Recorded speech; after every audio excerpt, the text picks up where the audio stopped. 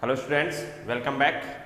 परवलय पर आज का ये आखिरी लेक्चर जिसमें हमारा टॉपिक है ध्रुव एवं ध्रुवी। याद कीजिए, वृत्त में जब ध्रुव एवं ध्रुवी की बात चली थी तो हमारी शुरुआत ऐसे हुई थी कि वृत्त पर अगर किसी बाह्य बिंदु या अंतः बिंदु, ठीक है, एक बिंदु है, वृत्त की बात करूं तो वृत्त में अगर कोई बिंदु है, बाहर है या वृत्त के अंदर है, तो बाहर वाले बिंदु से एक छेदक रेखा खींचते हैं अपन, ठीक है। अब एक नहीं, ऐसी बहुत सारी छेदक रेखाएं खींची जा सकती है इस बाह्य बिंदु से। इन छेदक रेखाओं के जो वृत्त के साथ जो प्रतिच्छेदन बिंदु है, यहां पर स्पर्श रेखाएं खींचेंगे तो वो स्पर्श रेखाएं जाकर के किसी एक बिंदु पर मिलेंगी। ऐसे ही मान लो ये वाली पर स्पर्श रेखा खींची, ये यहां जाके मिली, ठीक है। ऐसे ही इसके लिए आपने क्या किया, स्पर्श रेखा खींची दोनों साइड, दोनों बिंदुओं पर, तो वो जाकर मिलेंगे। उन स्पर्श रेखाओं के प्रतिच्छेदी बिंदुओं का बिंदु पथ, या आप क्या करें, दो छेदक रेखाएं खींच लो, दोनों के जो प्रतिच्छेदी बिंदु हैं उन पर स्पर्श रेखाएं खींचिए और दोनों के कटान बिंदुओं को मिलाने वाली रेखा इस बिंदु के सापेक्ष, इस बिंदु को तो कहते हैं अपन ध्रुव और इसको कहते हैं ध्रुवी। इस रेखा को क्या कहा जाता है, ध्रुवी। मतलब अगर परिभाषा की बात करूं तो वैसी की वैसी परिभाषा होगी, बस वृत्त की जगह परवलय नाम आ जाएगा कि एक बिंदु जो या तो परवलय के बाहर है या परवलय के अंदर है, से एक ऐसी रेखा खींची जाए जो परवलय को दो बिंदुओं पर प्रतिच्छेद करे। अब ऐसी एक ही नहीं, बहुत सारी रेखाएं खींची जा सकती हैं। तो प्रतिच्छेदन बिंदुओं पर खींची गई स्पर्श रेखा, प्रतिच्छेदी बिंदु पर खींची गई स्पर्श रेखा का जो कटान बिंदु है, उन कटान बिंदुओं का बिंदु पथ ध्रुवी कहलाता है और उस बिंदु को ध्रुव कहा जाता है। ओके, तो मैं पहले तो डायग्राम बनाऊं, उसके बाद में कोई ज्यादा डेरिवेशन वगैरह नहीं करेंगे अपन, क्योंकि वृत्त वाले में हम सब कुछ जानते हैं। इसलिए अब देखो क्या करना है, ये मैंने एक परवलय बनाया, ठीक है। इस परवलय के लिए एक छेदक रेखा मान लेते हैं, ये छेदक रेखा हो गई, ठीक है। किसी बिंदु से होकर के जा रही है ये रेखा, तो एक और छेदक रेखा आपने ऐसे खींच दी। एक मिनट, इस बिंदु से होकर के एक बिंदु लिया और वहां से अपन ने छेदक रेखा ऐसे खींच दी एक तो, और एक मान लो ऐसे खींच दी, दो छेदक रेखाएं खींच दी। ओके, अब इन छेदक रेखाओं के जो प्रतिच्छेद बिंदु हैं वहां पर हमने स्पर्श रेखाएं खींची। स्पर्श रेखा यहां पर, और एक तो ये हो गई, ऐसे ही यहां, ओके, और ये स्पर्श रेखाएं। अब इन दोनों, ये दो स्पर्श रेखाएं, ये दोनों, इनका जो कटान बिंदु है, इस कटान बिंदु का बिंदु पथ, ये जो कटान बिंदु है, इसका जो बिंदु पथ आया, इसे हम क्या कहते हैं, ध्रुवी। किसकी ध्रुवी, इस बिंदु की ध्रुवी। ये बिंदु P है, अक्ष 1 Y 1। दो रेखाएं खींच लो, दो से काम चल जाएगा। अगर और भी यहां से एक प्रतिच्छेदन रेखा खींचेंगे उसके कटान बिंदुओं से, तो ये वो जो स्पर्श रेखाएं आएंगी वो भी आगे आकर के इसी रेखा पर मिलने वाली होंगी। इसे क्या कहा जाएगा, ध्रुवी कहा जाएगा, ठीक है। और ये जो बिंदु P है, ये क्या कहलाएगा, ध्रुव कहलाएगा, और इसे ध्रुवी।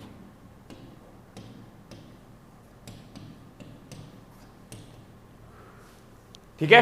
अब ध्रुवी का समीकरण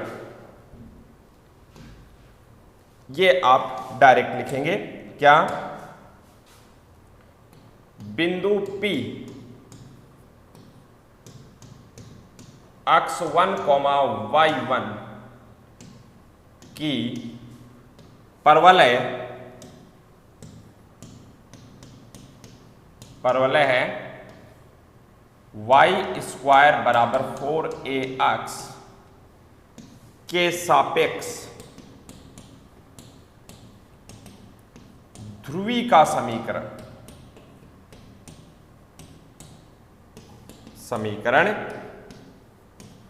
क्या होता है? t बराबर 0। अब t बराबर 0 का मतलब परवलय के समीकरण में जहां y स्क्वायर का पद आया उसे y1 बना दो, जहां पर y का पद है, अगर अकेला y का 2y का पद है तो उसे y plus y1, x square का पद है तो उसे x प्लस x1, और 2x है तो उसे x स्क्वायर है तो x इंटू x1, और 2x है तो x प्लस x1। हालांकि यहाँ पर सिर्फ y स्क्वायर है और देखो यहाँ से 2x भी निकल जाएगा। तो बताओ ध्रुवी का समीकरण क्या हो गया? y1 बराबर 2ax प्लस x1। ये वही समीकरण आ गया जो स्पर्श रेखा के लिए आया था, ये वही समीकरण आ गया जो स्पर्श जीवा के लिए आया था, ये वही समीकरण आ गया वैसे ही t बराबर 0 जो वृत्त में भी आए थे t बराबर 0।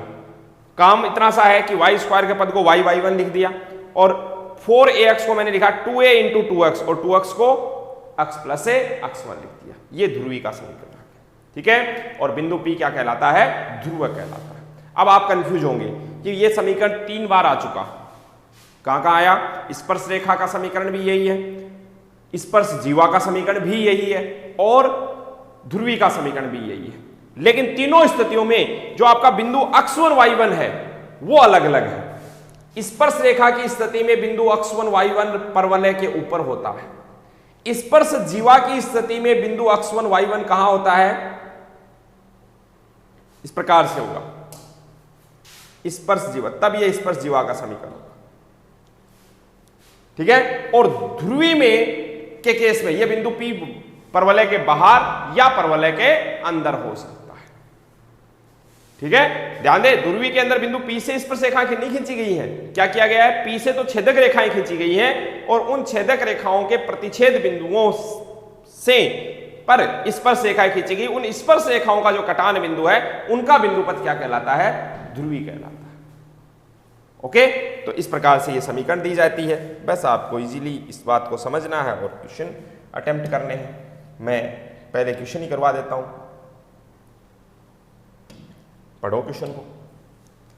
बिंदु 5,4 की परवलय y स्क्वायर बराबर 24 अक्ष के सापेक्ष ध्रुवी का समीकरण ज्ञात कीजिए, ठीक है। तो आपको क्या दिया हुआ है? बिंदु दे रखा है, मतलब ध्रुव दे रखा है, बिंदु P 5,4। इसका मतलब यहां से आपको क्या क्या रिजल्ट मिले? x1 बराबर 5 और y1 बराबर 4। और परवलय का समीकरण दे रखा है क्या?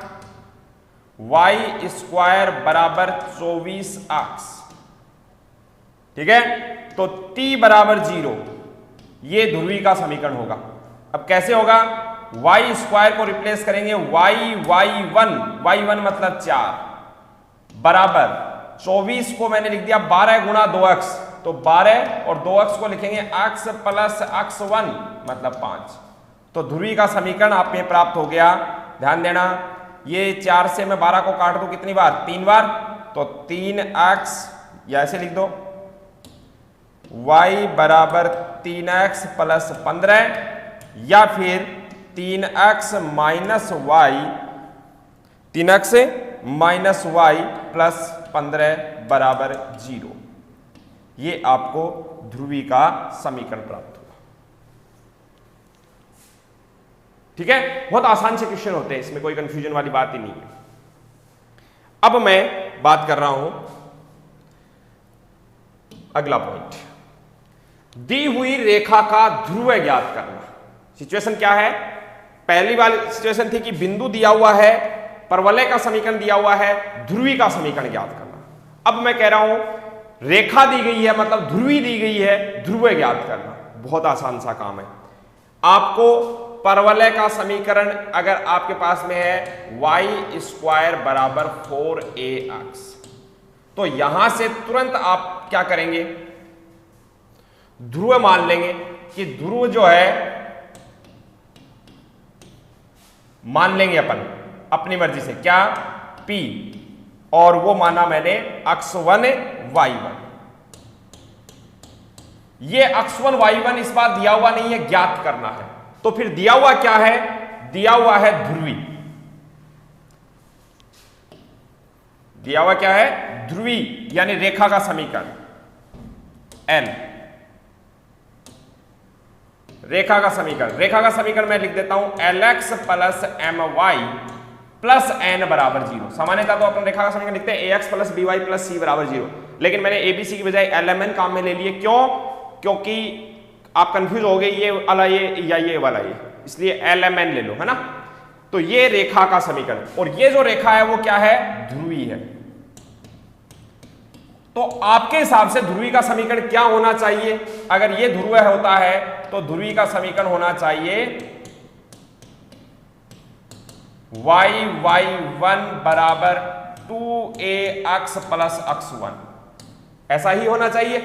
अब मैं सोचूं कि ये वाली भी ध्रुवी है और वो वाली भी ध्रुवी है, तो अगर इनको तुलना कर की जाए तो मैं क्या करूंगा, देखो 2ax का पद पहले लिख रहा हूं, सबसे पहले लिखा मैंने 2ax का पद, फिर मैंने ये वाला पद उधर ले गया तो माइनस y1y या y1 एक ही बात है, ठीक है, और फिर 2ax1 ये अचर पद है प्लस का 2ax1 बराबर 0। क्या ये दोनों एक ही समीकरण है क्या? ये तो दी गई थी, ये अपन ने कंसेप्ट पढ़ा, इसके अकॉर्डिंग आपने ध्रुवी ज्ञात कर ली, दोनों एक ही है। तो क्या यहां से आप ये कह सकते हैं कि जो L बटा 2a, पूरी बात समझिएगा, L बटा 2a यानी अक्ष का गुणांक यहां L है, यहां पर 2a है, यहां पर y का गुणांक क्या है m, और बटे में यहां पर y का गुणांक है माइनस का y1, और यहां पर अचर पद है n और यहां पर अचर पद है 2ax1। अगर इन तीनों को साथ में काम में लिया जाए तो बिंदु P जो आपने माना था x1 y1, उसके निर्देशांक देखो क्या आ जाएंगे। x1 कैसे आएगा, पहले और तीसरे की तुलना करने पर। पहली बात तो ये देखिए, इसमें 2a से 2a कट जाएगा, x1 इधर आ जाएगा और l नीचे चला जाएगा, तो ये क्या आ जाएगा, n बटा l आ गया, ठीक है। y1 कैसे आएगा, इन दोनों की तुलना करने से, तो देखो y1 इधर चला गया, l नीचे आ गया और 2a ऊपर चला गया, तो y1 बराबर क्या आ गया, माइनस का 2am बटा l। ये आपका ध्रुव प्राप्त हो गया। रटना नहीं है, क्वेश्चन जैसे भी दे रखा हो उसके अकॉर्डिंग दी गई रेखा का समीकरण और अपने हिसाब से जो ध्रुवी का समीकरण आया है उनकी तुलना करेंगे। अक्ष के गुणांक की अक्ष से, y के गुणांक की y से अनुपात बराबर रख देंगे, और वहां से पहले तो इन दोनों को लिया मैंने और बाद में पहले इन दोनों को लिया और बाद में इन दोनों को लिया, यहां से x1 मिल जाएगा मुझे और यहां से y1 मिल जाएगा। ये मेरे पास में ध्रुव आ गया, ठीक है। चलिए जी, अच्छा ये एक नाम है, कुछ भी नहीं लिखना है। संयुग्मी बिंदु एवं संयुग्मी रेखा क्या होती है, पूरी बात सुनिएगा। दो बिंदु हैं, समझ पा रहे हैं, दो बिंदु आपको दे रखे P और Q। बिंदु P की ध्रुवी, बिंदु P की ध्रुवी बिंदु Q से होकर के जाती है और बिंदु Q की ध्रुवी P से होकर के जाती है। ऐसे है, बिंदु P की ध्रुवी के समीकरण को बिंदु Q के निर्देशांक संतुष्ट करते हैं तथा बिंदु Q के ध्रुवी को P के निर्देशांक संतुष्ट करते हैं, तो ऐसी स्थिति में दोनों बिंदु संयुग्मी बिंदु कहलाते हैं। मैं कुछ भी नहीं लिखवाऊंगा इसके अंदर, आपको खुद को ये चीजें ऑलरेडी वृत्त के अंदर अपन लिख चुके होते हैं। क्या कहेंगे, परवलय के सापेक्ष दो बिंदु संयुग्मी बिंदु कहलाते हैं यदि एक बिंदु की ध्रुवी दूसरे बिंदु से होकर के गुजरती है तथा दूसरे बिंदु की ध्रुवी पहले बिंदु से होकर के गुजरती है, ऐसे बिंदु संयुग्मी बिंदु कहलाते हैं। ऐसे ही संयुग्मी रेखाएं, संयुग्मी रेखाएं क्या है, दो रेखाएं देखिए L1 और L2। रेखा L1 का ध्रुव L2 पर है, रेखा L1 का ध्रुव। अब देखो सिचुएशन प्रोसेस क्या होगी, रेखा L1 का ध्रुव ज्ञात कर लेंगे, ऐसे ही ध्रुव के निर्देशांक रेखा L2 के समीकरण को संतुष्ट कर दे। फिर आप क्या करेंगे, L2 का ध्रुव ज्ञात करेंगे और L2 के ध्रुव के निर्देशांक L1 के समीकरण को संतुष्ट कर दें। तो ये दो डेफिनेशन बन गई। बिंदु P की ध्रुवी Q से होकर जाती है तथा Q की ध्रुवी P से होकर के जाती है, तो P और Q संयुग्मी बिंदु कहलाते हैं। रेखा L1 का ध्रुव L2 पर स्थित है और L2 का ध्रुव L1 पर स्थित है, तो रेखाएं परस्पर संयुग्मी रेखाएं कहलाती हैं। क्लियर है। ये बात वृत्त में परिभाषा लिखी है, वही वो बात यहां पर आ जाएगी। ओके, चलिए आगे बढ़ते हैं और एक बहुत ही अच्छा सा कंसेप्ट जो वृत्त में भी करते हैं अपन, मध्य बिंदु के रूप में जीवा का समीकरण। मतलब हमें परवलय की एक ऐसी जीवा का समीकरण ज्ञात करना है जिसका मध्य बिंदु दिया गया। ये परवलय है, ठीक है, इस परवलय की किसी जीवा का मध्य बिंदु दे रखा हो, ये जीवा है। मैं नहीं कह रहा कि ना भी ये जीवा है ना, कोई भी जीवा है उसका मध्य बिंदु आपको क्वेश्चन में दे रखा है। एम नाम दे देता हूं, अक्ष 1 y1 उसके निर्देशांक ये दिए गए हैं। ये बिंदु ए है और ये बिंदु बी है। अब ध्यान देना, बिंदु ए को मैं क्या कर रहा हूं, a_t1 स्क्वायर 2a_t1 मान लेता हूं। प्राचल में मानने से हमारा काम कुछ हद तक आसान हो जाता है, इसलिए हम प्राचलिक निर्देशांक ही मान लेते हैं। अन्यथा क्या करना पड़ता, बिंदु ए के निर्देशांक मानने पड़ते, जैसे x1 y1 तो ये आ गए, x2 y3 और ये x2 y2 और x3 y3, तो 4 अज्ञात राशियां हो जाती। अब सिर्फ 2 ही है, t1 और t2। परवलय का समीकरण s आपको दे रखा है y स्क्वायर बराबर 4ax। ठीक है, मान लेते हैं कि AB की प्रवणता m है। ठीक है, AB की प्रवणता m है, आपने ये बिंदु माना है, ये बिंदु भी आपने माना है, दिया गया बिंदु तो ये है। तो किसी दिए गए बिंदु से होकर गुजरने वाली रेखा का समीकरण क्या होता है, y माइनस y1 बराबर mx माइनस x1। अब देखो x1 y1 दिए गए हैं, सिर्फ m जो है वो हमारे लिए क्या है, अज्ञात है, अननोन है।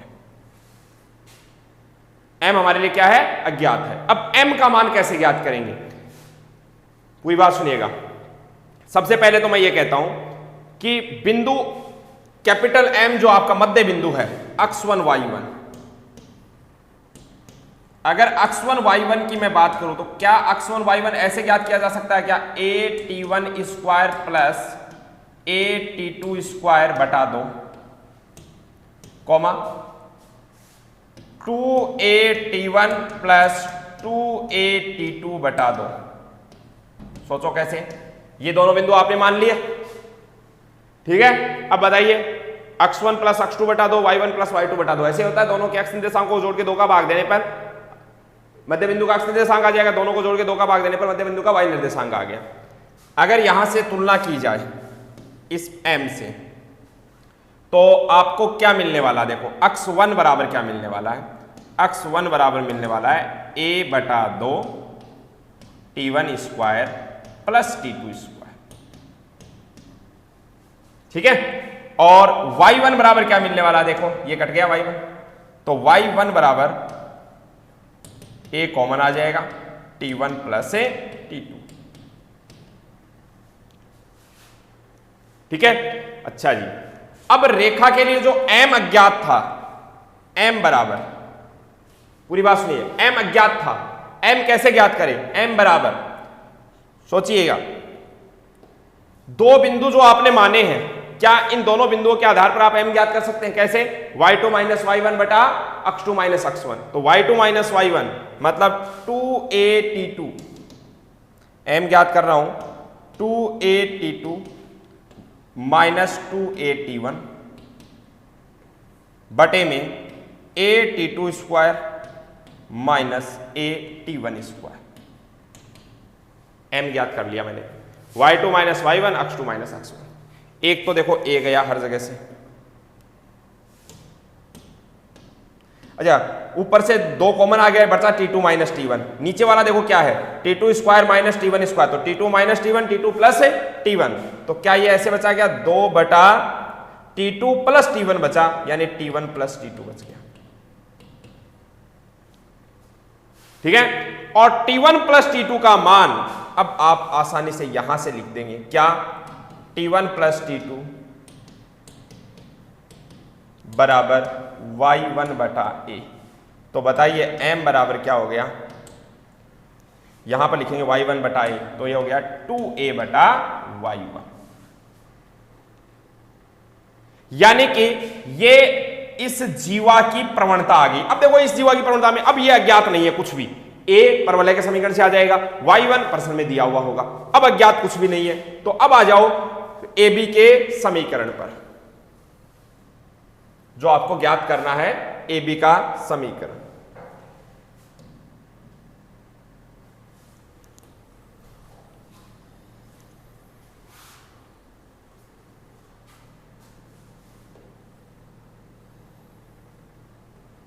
अब अगर मैं कहूं आपसे कि ए बी का समीकरण बताओ, तो ये रहा ए बी, यहां से ए बी का समीकरण y माइनस वाई वन बराबर m की जगह मैंने लिख दिया 2a बटा y1 और x माइनस x1।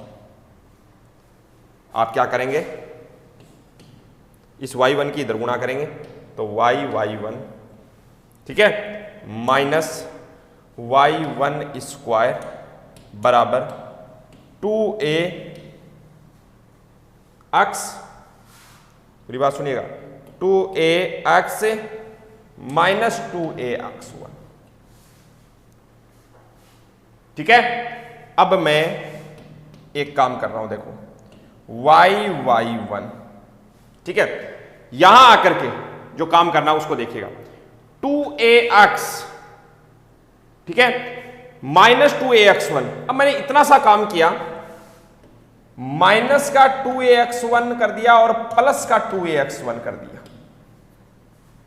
कारण इसमें समझेंगे, इन दोनों को तो मर्ज करके मैं क्या लिख दूंगा, माइनस का 4ax1, और इन दोनों में से क्या कॉमन आ जाएगा, 2a कॉमन आ जाएगा, क्या बचेगा, x प्लस x1, और इधर ले आओ, इन दोनों में से क्या कॉमन आ जाएगा, 2a कॉमन आ जाएगा, तो माइनस 2a कॉमन आ गया और ये आ गया x प्लस x1 बराबर, ये माइनस का y1 स्क्वायर है उसको उधर ले जाएं तो प्लस का y1 स्क्वायर माइनस का 4ax1।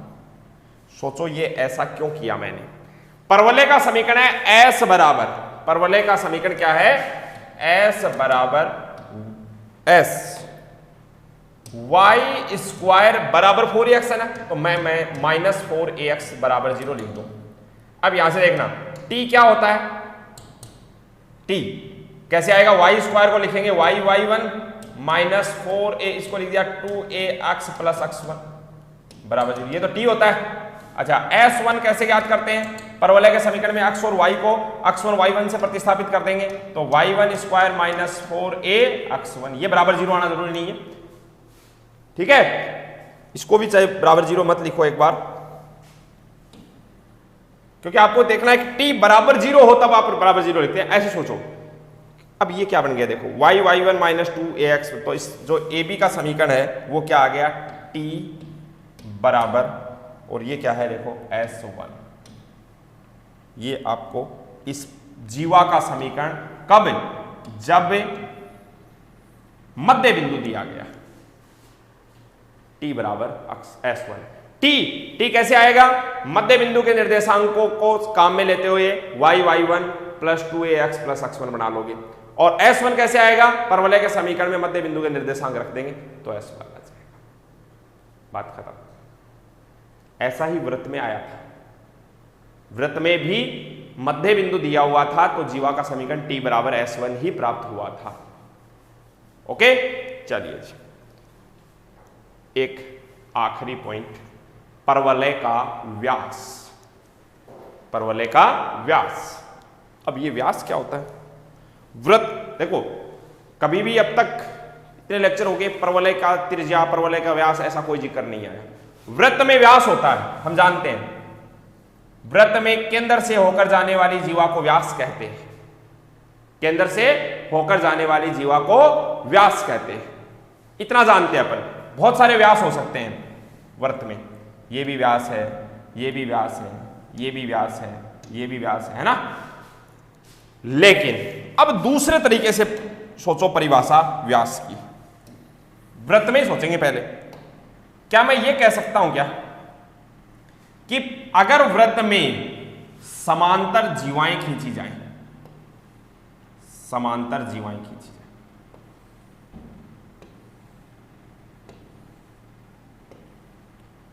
उनमें से एक जीवा ऐसी भी होगी जो केंद्र से भी जाएगी, ठीक है।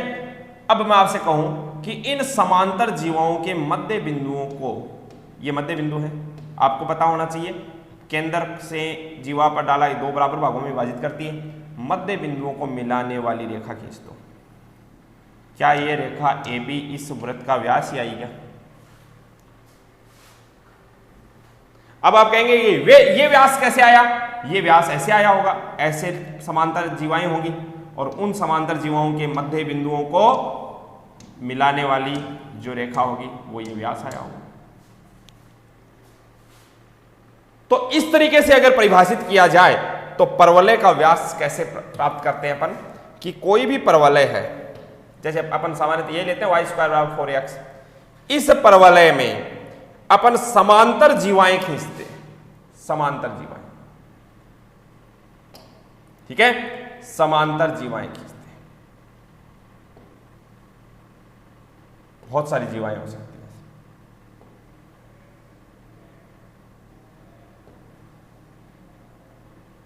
ठीक है। इन समांतर जीवाओं के मध्य बिंदु को मिलाने वाले, ये क्या होगा? परवलय का व्यास हो जाएगा, ठीक है। तो ऐसी सिचुएशन में मैं जो डायग्राम आपके लिए बना रहा हूं कि समांतर जीवाएं ली जाए, ये परवलय है, ये मान लो x एक्सिस है और ये y एक्सिस है, y² = 4ax आपका, ठीक है।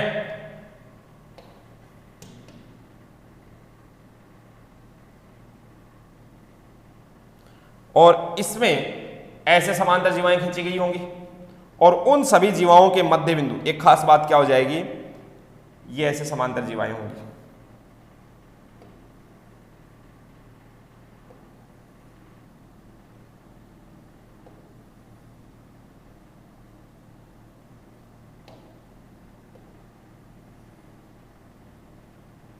ये ऐसे समांतर जीवाएं,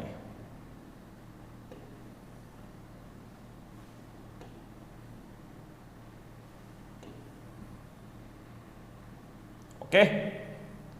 इन सभी जीवाओं के मध्य बिंदुओं को मिलाने वाली रेखा ऐसे प्राप्त होगी,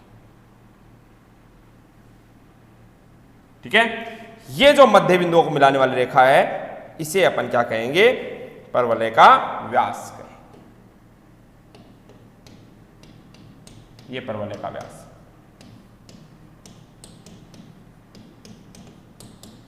और इस व्यास का हम समीकरण ज्ञात कर सकते हैं,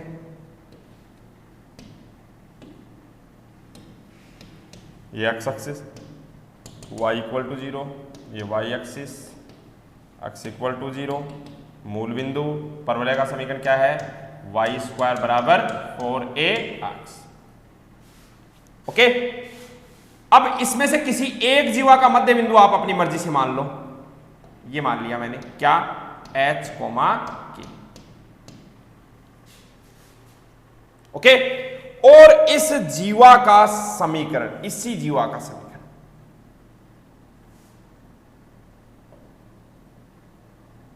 ये जो जीवा है इसको आगे बढ़ा के इसका समीकरण भी मैं मान लेता हूं y = mx। जीवा एक रेखा ही तो है ये, और रेखा का समीकरण मैं क्या मान रहा हूं? y = mx + c। अब सोचो, क्या ये रेखा और ये परवलय दो बिंदुओं पर प्रतिच्छेद कर रहे हैं, a और b पर? बिंदु a के निर्देशांक मैंने ले लिए x1 y1 और बिंदु b के निर्देशांक ले लिए x2 y2। अब कोई सी भी एक जीवा मान लो, अब देखो जितने भी ये जीवाएं हैं उन सभी जीवाओं की प्रवणता तो एम ही रहेगी, क्योंकि सभी रेखाएं क्या है? समांतर है। सभी जीवाएं क्या है? समांतर ली आपने, प्रवणता क्या रहेगी? एम ही रहेगी। अब आ जाओ इस पे कि परवलय के समीकरण, यहां पर अगर बात करूं कि इस परवलय के व्यास का समीकरण क्या होगा, तो आप देख रहे हैं कि ये जो व्यास आया है ये x एक्सिस के क्या है? समांतर, और x अक्ष के समांतर रेखा का समीकरण क्या होता है? y = अचर, y = अचर। तो क्या यहां से परवलय के व्यास का समीकरण y = k आ जाएगा क्या? अगर कहा जाए कि बिंदु h, k से होकर जाने वाली तथा x अक्ष के समांतर रेखा का समीकरण, तो y = k, ठीक है। और y = k, और k क्या है? k तो मध्य बिंदु का y निर्देशांक है, और इस बिंदु को आपने माना है x1 y1, इसको x2 y2, तो मध्य बिंदु के क्या जाएगा? ये y1 प्लस y2 बटा 2। अब बस हमारा टारगेट क्या होना चाहिए, y1 और y2 ज्ञात करना। y1 y2 क्या है, प्रतिच्छेदी बिंदुओं के y निर्देशांक, प्रतिच्छेदी बिंदुओं के y निर्देशांक। तो आप क्या करो, यहां से अक्ष का मान ज्ञात करो, यहां रख दो, y में समीकरण बना लो द्विघात। सामान्यतः अपन अक्ष में बनाते हैं, अब मैं y में बना लेता हूं ताकि मुझे डायरेक्ट y1 y2 मिल जाए। अन्यथा क्या होगा, प्रतिच्छेदन, एक रेखा और एक परवलय या एक वर्त का प्रतिच्छेदन के लिए पहले y का मान समीकरण में रखते हैं, द्विघात समीकरण बनती है, वहां से x1 y1 मिलते हैं, फिर x1 x2 मिलते हैं, फिर y1 y2 मिलते हैं। मैं डायरेक्ट क्या कर रहा हूं, यहां से अक्ष का मान ज्ञात कर लेता हूं। तो अक्ष का मान कितना आएगा बताओ, y माइनस सी बटा m। तो बताइए क्या हो जाएगा, y स्क्वायर बराबर 4a, अक्ष की जगह पर मैंने लिख दिया y माइनस सी बटा m। और जब आप m से गुणा कर देते हैं तो ये हो गया m y स्क्वायर, फिर ये 4ay इधर ले आएंगे तो माइनस 4ay, और फिर माइनस 4ac इधर ले आए तो प्लस का 4ac। क्या ये y के पदों में द्विघात समीकरण बन गई और बराबर 0। द्विघात समीकरण के मूलों का योग क्या होता है, y1 प्लस y2। इस द्विघात समीकरण के दो हल आएंगे, y1 और y2। मूलों का योग क्या होता है, माइनस बी बटा 2a। तो माइनस बी का काम कौन कर रहा है, माइनस 4a बटा b बटा a का काम कौन कर रहा है, m। ये हो गया प्लस, ठीक है। y1 प्लस y2 आ गया। अब बताओ समीकरण क्या आ जाएगी, व्यास की समीकरण।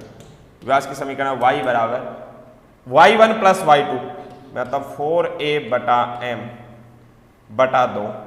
फाइनली हम कह देंगे परवलय के व्यास का समीकरण क्या होता है, 2a बटा m। जहां m क्या है, m कौन सी समांतर स्पर्शरेखाएं ली हैं। परवलय का एक ही व्यास नहीं आएगा, बहुत सारे व्यास आएंगे। अगर आपने समांतर स्पर्शरेखाएं ऐसे ले ली होती तो परवलय का व्यास यहां कहीं आ जाता। डिपेंड करेगा कि समांतर जो समांतर जीवाएं जो ली है, उन जीवाओं की प्रवणता कितनी है, उनके अकॉर्डिंग आपको परवलय का व्यास प्राप्त हो जाएगा। ये स्थिति है कौन सी, जब परवलय का मुंह इधर हो, परवलय का मुंह ऊपर की ओर होगा, तो ऐसी स्थिति में समीकरण क्या आएगा, अक्ष बराबर 2a बटा m। ठीक है, तब जो रेखा आएगी वो किसके समांतर आएगी, y एक्सिस के समांतर, मतलब व्यास किसके समांतर आएगा, y अक्ष के समांतर। ये मानक स्थितियों की बात कर रहा हूं मैं। अगर परवलय का शीर्ष यहां से उठ करके कहीं और चला गया तब ये समीकरण नहीं होता है। मानक स्थिति में परवलय के व्यास का समीकरण y बराबर 2a बटा m, ये याद रखना है आपको। m प्रश्न में दिया हुआ होगा। ओके, ये हमारा परवलय कंप्लीट होता है। एक क्वेश्चन और कर लेते हैं अपन। एक क्वेश्चन है मेरे पास, ये पढ़ो। किसी बिंदु 2,1 की वृत्त अक्ष स्क्वायर प्लस वाई स्क्वायर बराबर 1 तथा परवलय वाई स्क्वायर बराबर 6x के सापेक्ष ध्रुवियों के मध्य कोण ज्ञात कीजिए। मतलब एक तो आपको दे रखा है वृत्त, पहले तो बिंदु बताओ। बिंदु दे रखा है आपको 2,1, ठीक है, यानी ये तो ध्रुव दे रखा है आपको। और ये ध्रुव किस किस के लिए है, वृत्त के लिए भी है और परवलय के लिए भी, दोनों के लिए। तो पहले वृत्त का समीकरण है x square plus y square बराबर 1, और परवलय का समीकरण आपको दे रखा है, परवलय ये दे रखा आपको क्या, y स्क्वायर बराबर 6x। काम वही करना है, ध्रुवी का समीकरण यहीं से आएगा। कैसे,